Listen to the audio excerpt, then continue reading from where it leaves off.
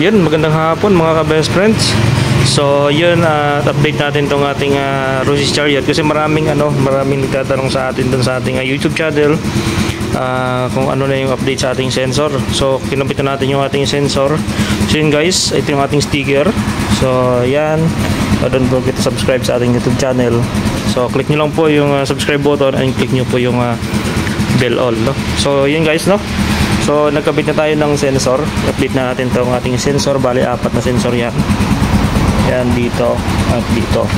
So, panoorin nyo na lang yung full video sa ating YouTube. At syempre, papakita ko sa inyo kung paano gumagana itong ating sensors dito sa ating likod. So, ginamitan natin siya ng silicone sealant dito para hindi matanggal yung ating sensor dyan sa likod.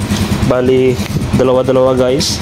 Yun yung left, center left, center right and right. So 4 na sensor yan.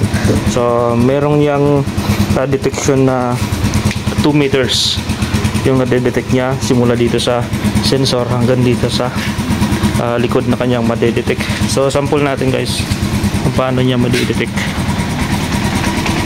So on natin, naglagay tayo ng switch. Yan, nako na yung ating sensors. Yan, meron siyang 1.5 meters simula dito sa nadedetect niya na sasakyan. So yan, sample natin guys. Kung maririnig ninyo, igano natin yung ating kamay dito sa gilid. Yan.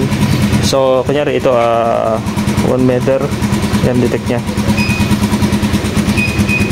1 meter na detect niya na yung ating sensor. Yan.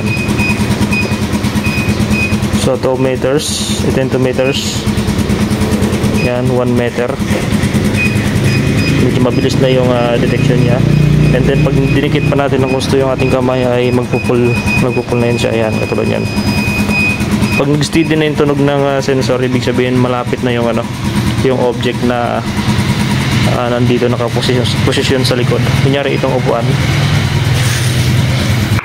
Itong upuan lagay natin dito. Yan. Pag yung detect niya guys ay pahinto-hinto, yun po ay medyo malayo pa ng konti. Tingnan natin kung ilang metro dito. Yan, meron siyang 1.3 meter. Yan po, 1.3 meter. Dikit natin itong upuan. Dikit natin. Ayan, medyo bumibilis na yung warning. Yan, bumibilis na, ibig sabihin medyo malapit-lapit na. Tingnan natin. Meron itong 0.7. So kulang-kulang na lang 1 metro. Yan, dikit pa natin. Yan, ibig sabihin yan masyado nang dikit yung object na nasa likod. So tingnan natin. 0.3 siya. So dikit na dikit, nag-warning na dito yung kanyang left sensor, red na. Yan, ibig sabihin malapit na.